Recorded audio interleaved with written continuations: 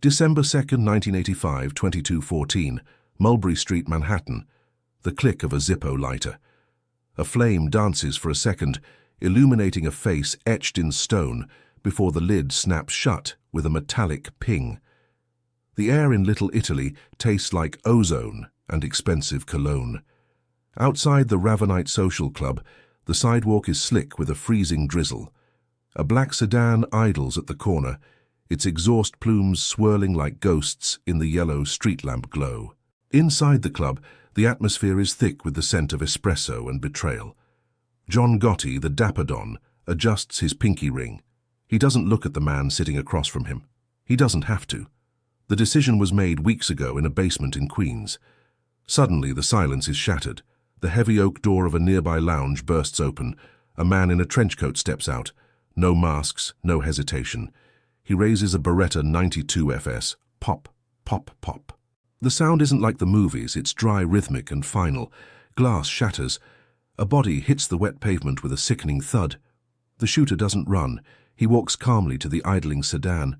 To understand how the concrete of Manhattan became a butcher's block, we have to go back to the moment the old guard stopped listening. The Gambino family wasn't just a criminal organization, it was a delicate ecosystem of egos and envelopes. Paul Castellano, the pope of the family, had become insulated, living in his White House on Staten Island, eating steak while his street bosses chewed on dirt. Gotti, the man of the streets, saw a king who had lost his crown long before he lost his life.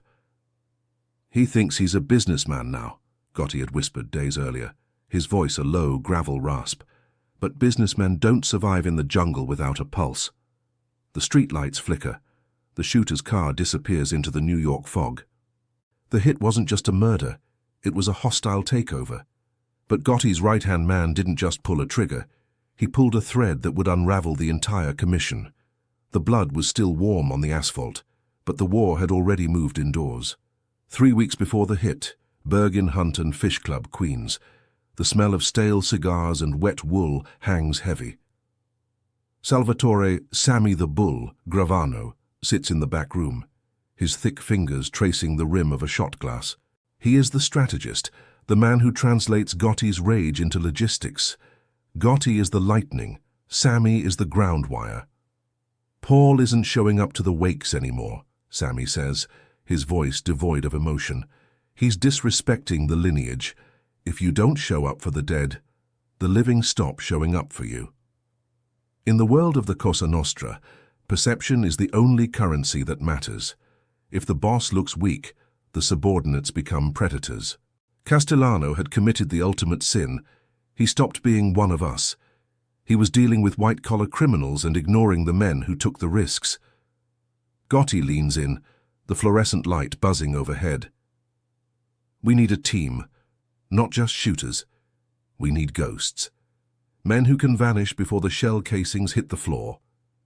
The planning was meticulous. They mapped out the routes, the police response times, and the blind spots of the FBI surveillance teams that were constantly buzzing around like flies. Every move was a chess play. They knew the FBI was listening, so they spoke in fragments, using hand gestures and nods. In the corner of the club, a radio plays a low jazz tune, muffled by the sound of rain hitting the tin roof. The decision is finalized with a simple nod. There is no turning back. In this life, you either kill the king or you die a traitor.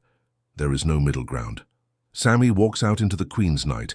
He feels the weight of the Beretta in his waistband.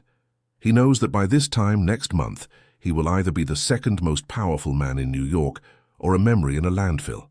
The plan was perfect, but the one thing they couldn't account for was the shadow moving in the darkness behind them.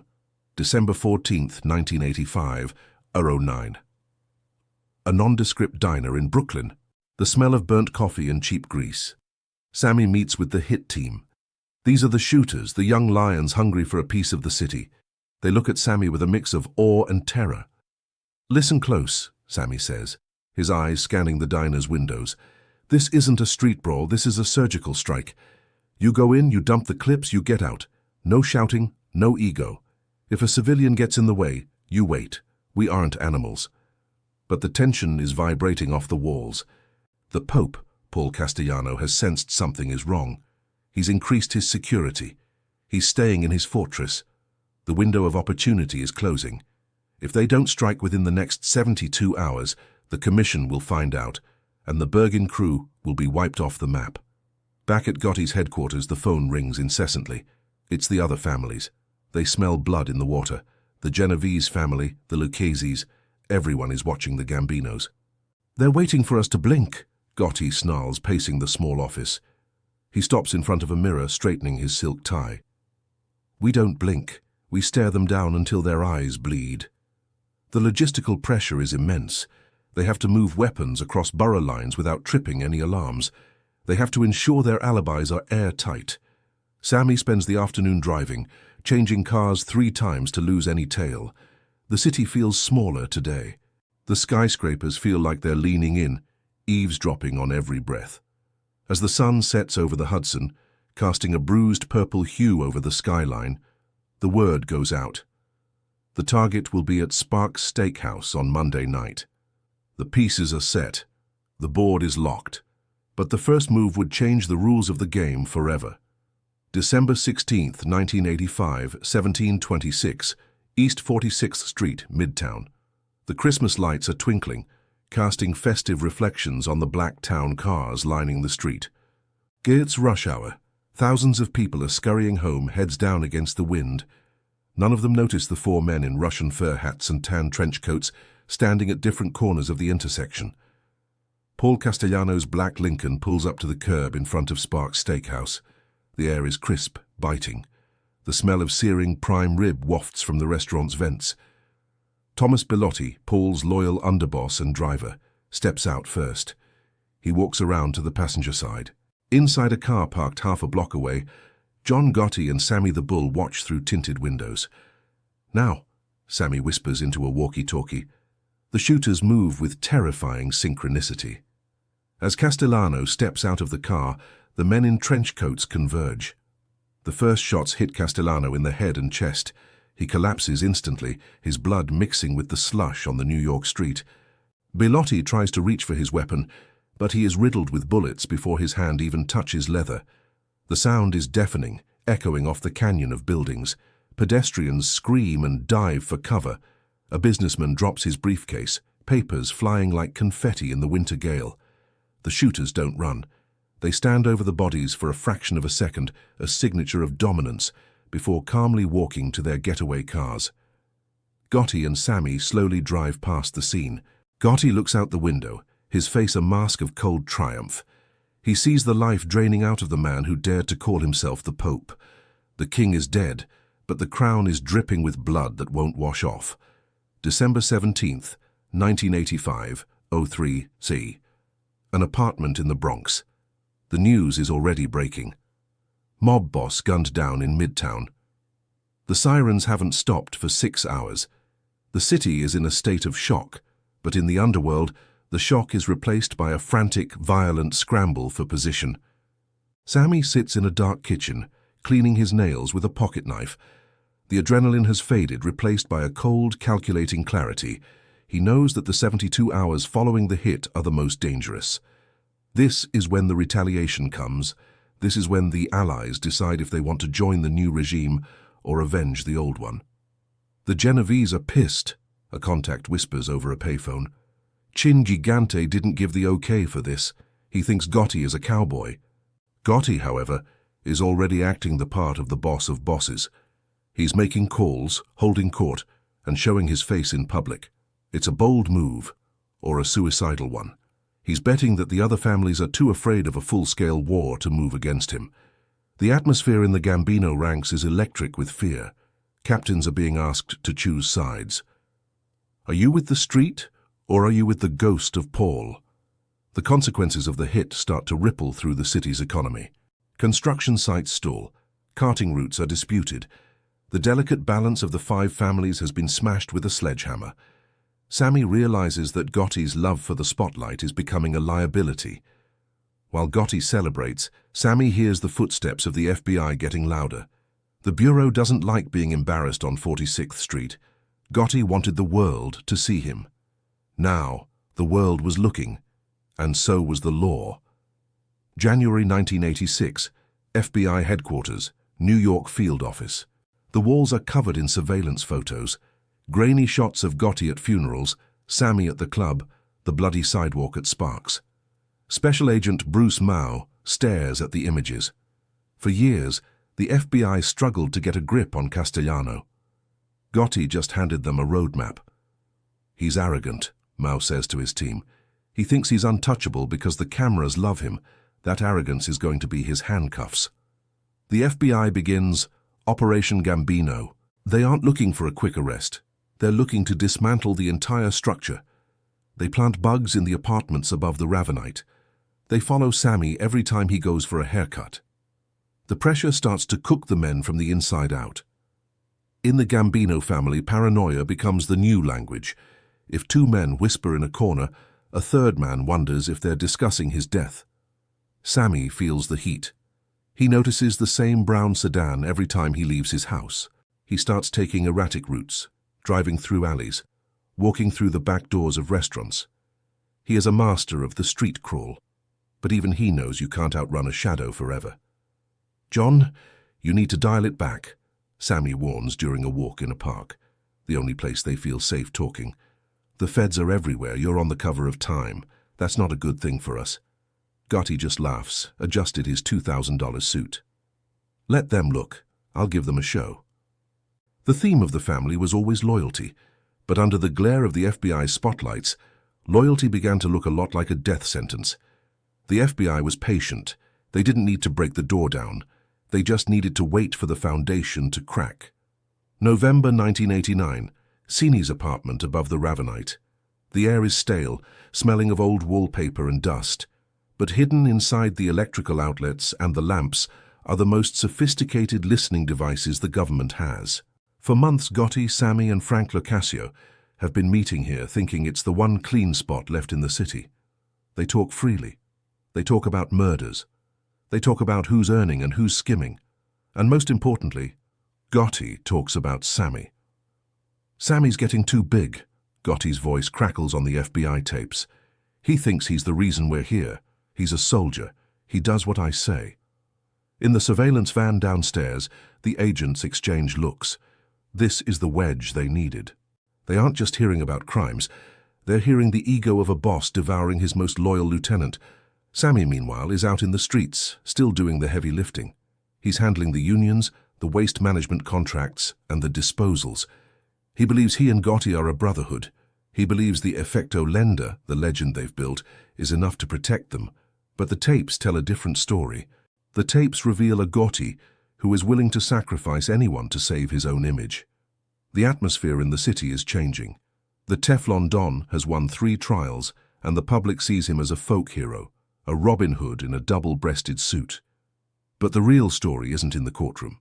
It's in the basement tapes where the betrayal is being recorded in high fidelity. The walls were talking, and they were saying things that would turn a brother into an informant. December 11th, 1990, the Ravenite Social Club. The sun hasn't even come up. The air is cold enough to crack bone. Suddenly, the quiet of Mulberry Street is shattered by the sound of battering rams. "FBI, don't move!" Agents swarm the club. They find Gotti, Sammy, and Locascio. Gotti doesn't look surprised. He looks annoyed. He assumes this is just another dance, another trial he will win, another chance to embarrass the government. But this time is different. As they are processed at the station, the FBI plays a recording for Sammy Gravano. He sits in a metal chair, the cold fluorescent light making his skin look grey. He listens to the voice of his best friend, his boss, the man he killed for. He hears Gotti blaming him for murders Gotti ordered. He hears Gotti mocking his intelligence. The betrayal is a physical weight. Sammy's face doesn't move, but his eyes go dead. The effecto lender is shattered. The code of Omerta, the sacred silence, feels like a joke. "You want to talk about Paul Castellano?" the lead agent asks, leaning in. "Because John is already talking about you." Sammy looks at the tape recorder. He thinks about the blood on the street at Sparks. He thinks about the hierarchy he helped build. He realizes that in Gotti's world, there is only room for one person. The decision is the hardest of his life. If he talks, he is a rat forever. If he stays silent, he dies in a cage for a man who hates him. The bull was backed into a corner, and a cornered bull only knows one way out. He charges. March 1992, U.S. District Court, Brooklyn. The courtroom is packed.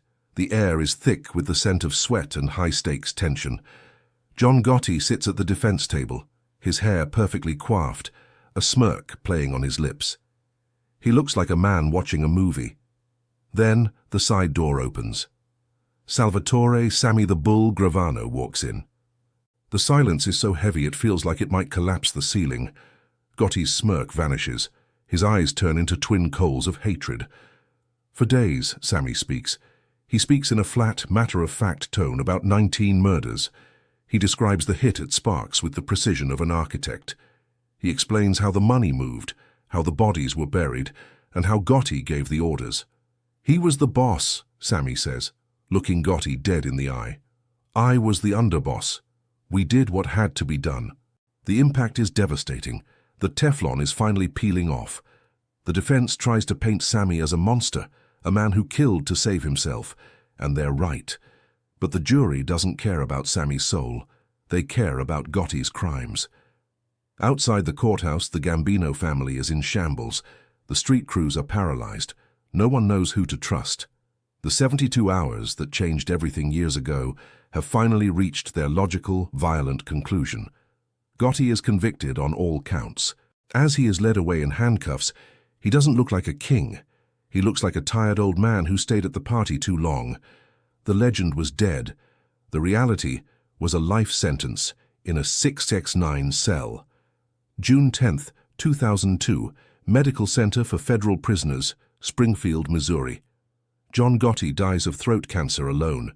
The man who loved the roar of the crowd dies in a whisper. The Gambino family he seized with such violence is a shadow of its former self. The FBI's use of high-tech surveillance and the flip of a high-level underboss changed the rules of the American mafia forever. The effecto lender shifted from Gotti to the system that brought him down. Sammy Gravano went into witness protection, but a man like the bull can't stay in the shadows. He eventually left the program, lived his life, and became a reminder of the day the code of silence broke. The hit at Sparks Steakhouse remains a landmark in criminal history. It was the moment the mafia stopped being a secret society and became a reality TV show, ending in the only way those shows ever do, with everyone losing. Looking back at the rain-slicked streets of 1985, we see a world that doesn't exist anymore. A world of social clubs, handshakes, and business done in the shadows, but the theme remains the same. Power is a loan, and the interest is always paid in blood. The streets of Little Italy are quiet now. The Ravenite is a high-end boutique, but if you stand on the corner of 46th and 3rd at the right time, when the wind blows cold and the Christmas lights flicker, you can almost hear the rhythmic pop-pop of the Berettas that changed the city forever. Was it worth it? The suits, the fame, the power, only to end up as a cautionary tale told in whispers? Would you have stayed loyal to a boss who was ready to sell you out, or would you have broken the code to survive? Let us know in the comments. Don't forget to like and subscribe for more deep dives into the dark side of history.